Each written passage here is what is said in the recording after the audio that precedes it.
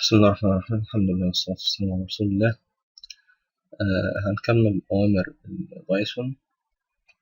طبعا احنا خدنا مجموعة من الأوامر المحاضرة اللي فاتت.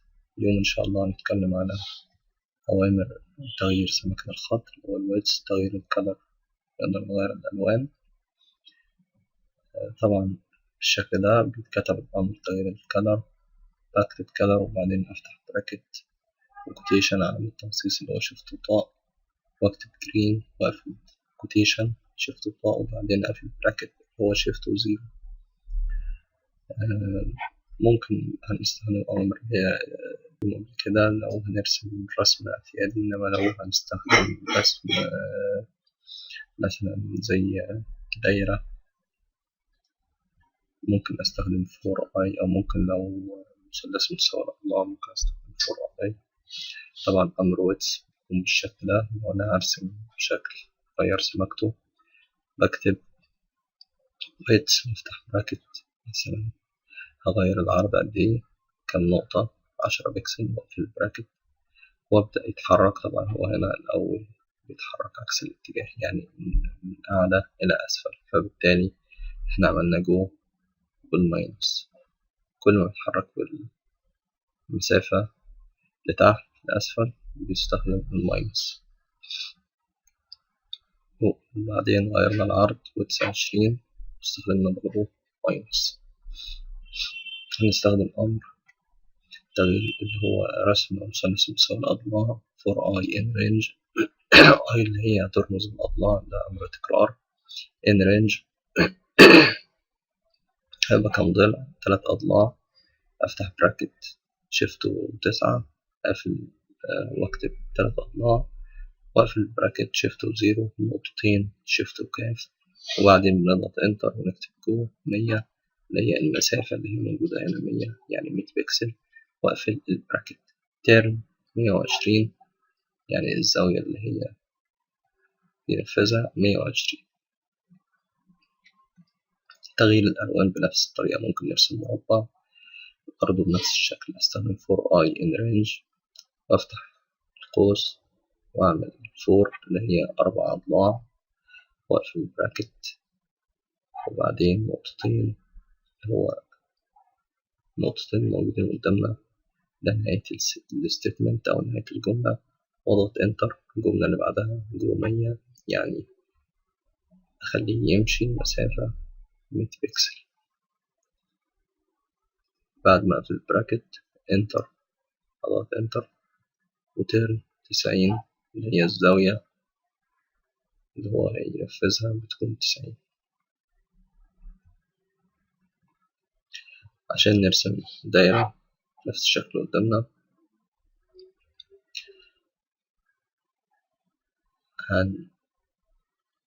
هنغير اللون، نخلي اللون كلر ريد، يبقى هكتب كلر وافتح براكت قوس واعمل علامة تنصيص واكتب ريد، بعدين اقفل براكت 4i in range 360 يعني هيبدأ يعمل 360 درجة. طيب الزاوية اللي هو بينفذها والحركة اللي هو بيتحركها، الزاوية هتكون ترن 1 بكسل، يعني بيلف بمقدار 1 بكسل عشان يقدر ينفذ الدايرة كاملة.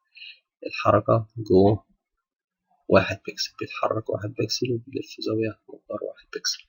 ده بالنسبة للأمر الدايرة. عندنا الشكل قدامنا انطلاق السلحفاة، عايز أغير الويدز وأغير الكلر، يبقى إذا الكلر عن طريق بلو 4i in range 40 تمام اللي هي المسافة يعني، وبعدين هو بيتحرك 4 وبيبدأ يكبر الويدز، كل ما يتحرك 4 يبدأ يغير الويدز، يبدأ يغير العرض. عايزين نرسم دايرة بالشكل دوت اللي هي متعددة. طبعا هي مش دايرة واحدة، هي عدة دوائر داخل بعض. ف هنرسم عدة لوب أو عدة statement، عدة جمل للتكرار. 4i in range 36 اللي هي الحلقة بتاعة التكرار هتتكرر 36 مرة. اوكي، و for I in range 36 يبقى في جملتين هنا، يبقى في for I for range دي جملتين. الجملة الأولى الترن بتاعها الأخير ترن 10، يبقى إذا بيتحرك بمقدار الترن الزاوية بتاعته بمقدار 10 بكسل. الجملة التانية الترن برضه 10 بكسل، بس ده خاص بالجملة التانية، ولازم نحافظ على وجود المسافات واللي بتيجي عن طريق تاب. طبعا احنا لما نيجي نكتب الترن الأخيرة هتنزل مباشرة بعد الترن الأولى، يعني في نفس اللاين في نفس الخط. فأنا عشان أحركها وأخليها نفس نفس يعني مع نفس اللي هو المسافة بتاعت 4i اللي هي التانية، لازم أعمل باك سبيس، عشان تظبط معايا. في الآخر بنضغط انتر فبيبدأ ينفذ الأمر. نبدأ ننفذ الأمر الموجود قدامنا. نفتح بايثون.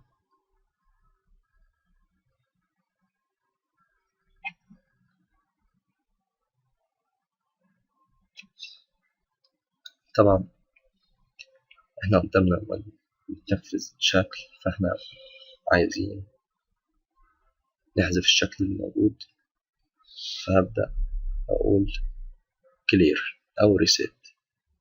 وإذا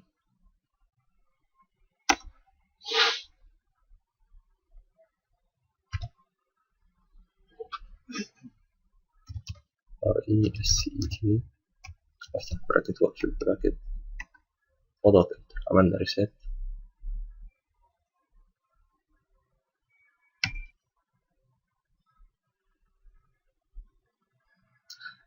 أبدأ أغير اللون الأول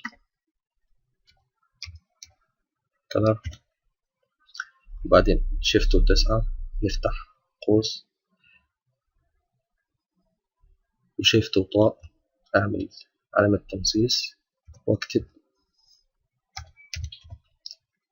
وايت يعني هيكون اللون أبيض، وأعمل شيفت وطاء وبعدين شيفت وزيرو وأضغط انتر.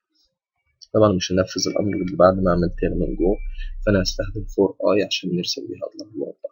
هنقول فور مسافة اي in range، يعني الأضلاع بتاعتي هتكون 4. وبإذن أفتح قوس وأكتب فور. طبعا نهاية الستيتمنت بعمل شيفت وكاف وأضغط انتر. وبإذن هو هيكرر لي 4 أضلاع. ده أول ستيتمنت، أول جملة. الجملة اللي بعدها جو، بقول له اتحرك مسافة 100. أفتح براكت شيفت و9 وأكتب 100 شيفت و0 أقفل براكت وأضغط انتر. كده معناها هو يمشي مسافة 100 بكسل، يبقى اتحرك من هنا لهنا 100 بكسل. بعدين تيرن الزاوية، أفتح براكت يعني هيمشي 100 بكسل وياخد زاوية كام؟ 120 90. دي زاوية قايمة، فإذا هتكون 90. وأقفل القوس وإنتر. اضغط إنتر تاني عشان يبدأ ينفذ الأمر. كده رسمنا الوضع. ممكن نحركه مسافة عن طريق بين أب وبين داون. يعني ممكن نقول له مثلا جو 120.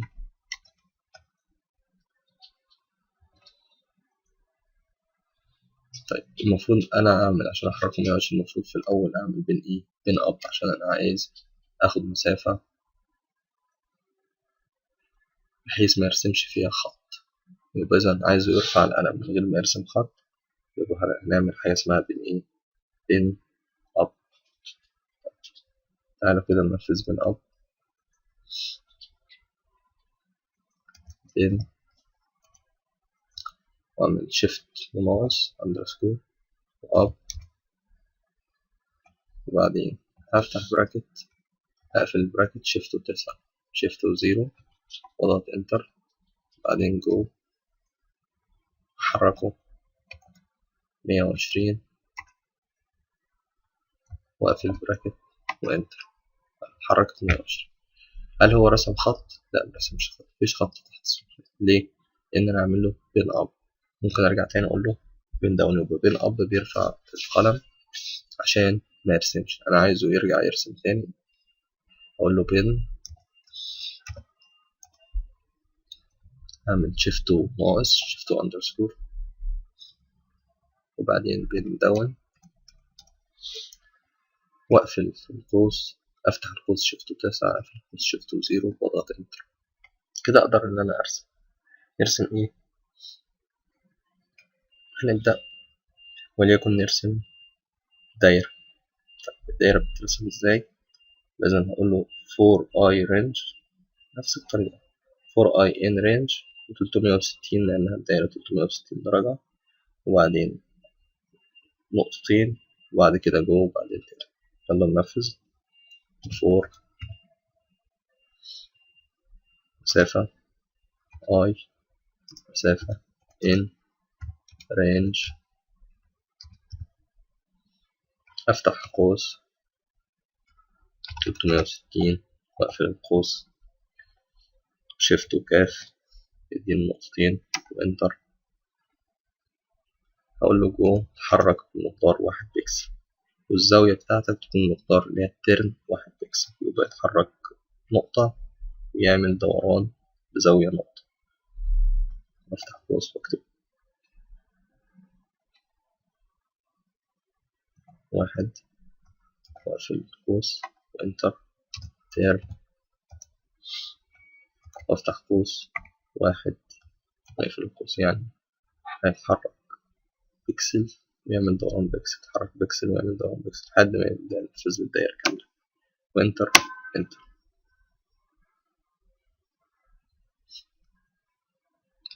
كده نفذنا الدايرة. هنبدأ عايزين نغير الويتس بتاع الخط. اوكي، ممكن نرسم شكل مثلا مثلث، نرسم مثلث مستوى الأضلاع. يبقى إذا هقول له غير لي الويتس، أكتب كلمة ويتس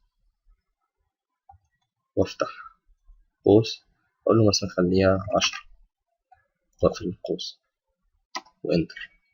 كده غيرنا عرض الخط. السمك عايزين نغير اللون، خليها جرين وليكن. يبقى إذا color، نكتب أمر color ونفتح قوس وبعدين شيفت وفاء عشان نكتب كلمة جرين. ليه؟ لأن القيمة نصية وبالتالي بتحطها بين كوتيشن علامات تنصيص. نعمل شيفت وزيرو عشان نقفل البراكت وانتر. لسه متحركناش. هنبدأ نعمل مثلث، يبقى المثلث دوت فيه 3 أضلاع متساويين. يبقى إذا هقول له 4 وسبيس مسافة I مسافة in range وافتح قوس وأقول له 3 وأقفل القوس وبعدين أعمل شيفت وكاف وإنتر عشان النقطتين اللي في آخر الاستكمال. أقول له اتحرك 100 جو 100 وبعدين شيفت وزيرو انتر. تيرن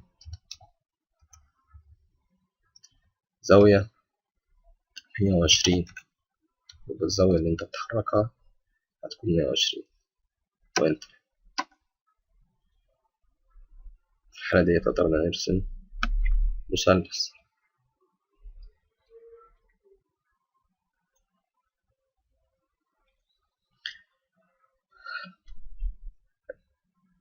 ممكن نعمل بين أب ونرسم شكل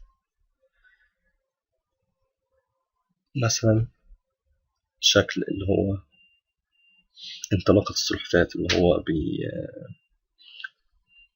بيخلي فيه ويتس عريض في الأول ويتس بيتغير في الآخر. تعالوا نجربها وهنقول له 4 I in range انطلاق السلحفاة، أفتح براكت مثلا هكتب 30 رينج بتاع 30، وبعدين هقفل شيفت وكاف وأضغط انتر، أقول له الويتس وأفتح براكت اي وانتر، بعدين جو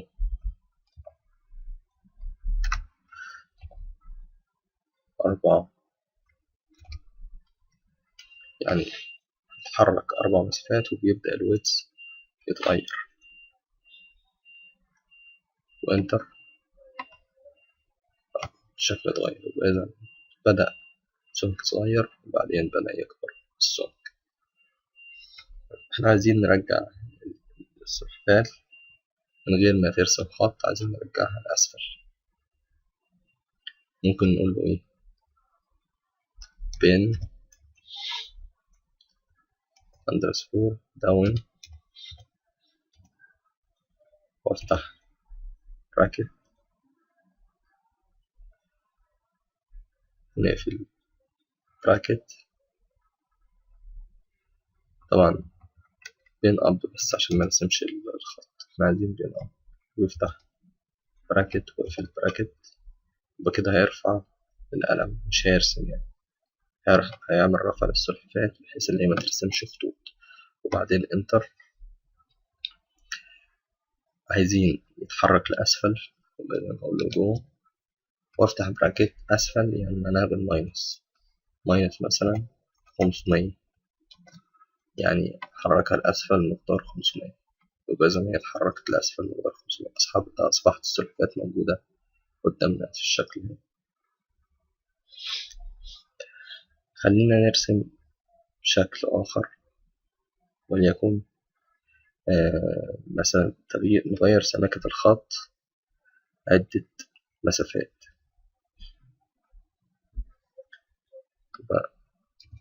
ممكن نقول له جو نفتح براكت قوس 50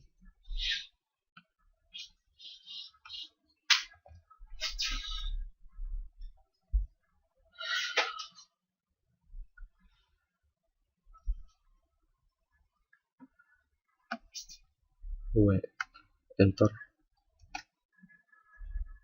طبعا هنا اتحرك وما رسمش خط، فأنا عايزه يرسم، يبقى إذا هعمل بين عشان يبدأ يرسم بين اندرسكور داون شيفت و9 هقفل براكت، شيفت و0 هقفل القوس، أفتح القوس وأقفله وإنتر. كده أصبح الخط اللي هي السلحفاة موجودة على السكرين، يعني هتقدر ترسم. يبقى إذا أول خطوة أعملها أقول له مثلا جوه وأفتح القوس أقول له اتحرك مسافة 40، وبعدين أقفل براكت. أقول له غير الويتس خليه 10، غير الويتس وافتح البراكت، صغر الويتس خلينا 5، خلينا نصغر الويتس، صغر الويتس وبعدين حركه تاني جوه،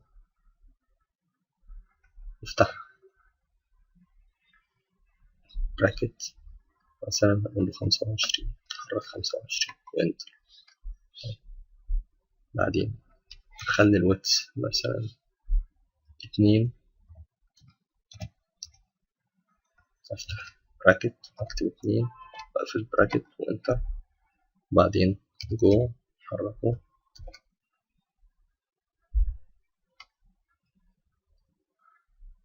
خلينا نقول 20 واقفل براكت.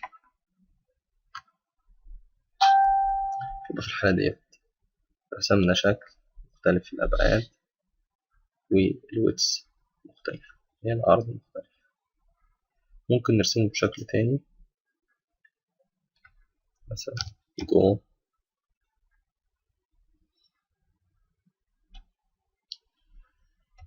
نفتح قوس 50 وأقفل القوس،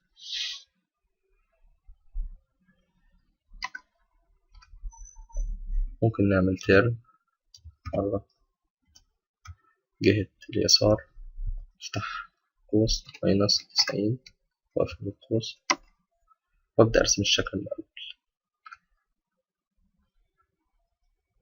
خلينا نجرب شكل تاني. جو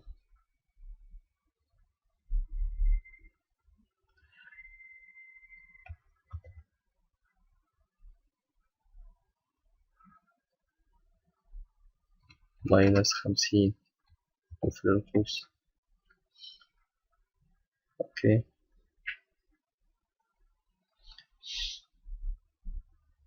بعدين هنقول له غير الويدث، غير العرض، افتح القوس، خلي العرض 10، كبر العرض شوية كده يكبر عرض الخط. بعدين جو افتح البراكت، شيفت و9 -30 في البراكت، شيفت و0. الويدث هنغير العرض، نفتح البراكت، خلي العرض 20 واقفل البراكت وانتر. وبعدين هقول له جو، افتح البراكت -40 واقفل البراكت.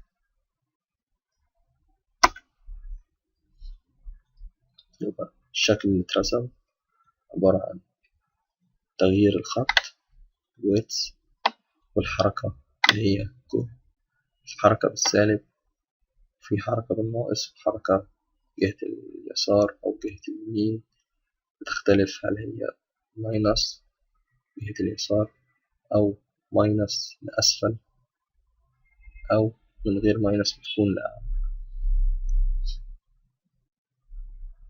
نبدأ نحرك السلحفاة وليكن إلى الأمام بمقدار 500 بكسل عشان نرسم الرسمة الأخيرة النهاردة، اللي هو الدائرة متعددة الأشكال أو الشكل الهندسي. إذا هنحركها، نعمل بين أندرسكور بين أب، وافتح قوس واقفل القوس كده، أصبح بدون ما يرسم خط هيتحرك. بعدين جو أبدأ أحرك جو 500 واقفل القوس. عايز أغير اتجاهه، يبقى إذا تيرن وافتح قوس واكتب الزاوية اللي أنا هغيرها وليكن 90. في الحالة ديت هنبدأ نرسم رسمة الشكل الهندسي. احنا عايزين نعمل عدة دوائر متداخلة وبعدة جمل تكرارية اللي هي فور ستيتمنت. هنستخدم فور مرتين.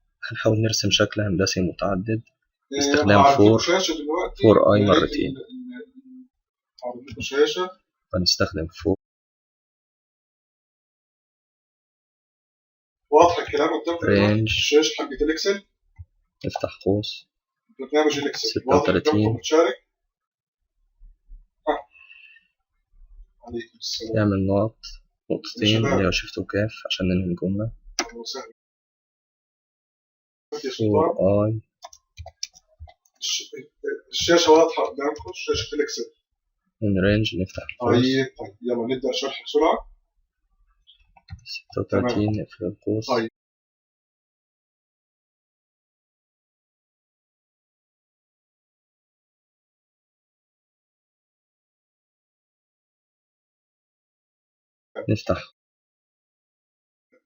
نفتح قوس، يعني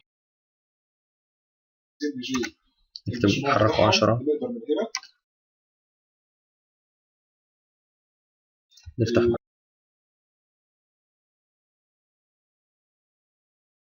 أنا عايز أعمل تيرن بتاعت اللوب الأولاني، فهعمل باك سبيس. ازاي تجيب أفتح قوس، ارقام الحساب، يعني لو عندنا 3 ارقام اكتب 10 واقفل القوس واضغط الاعداد بتاعتهم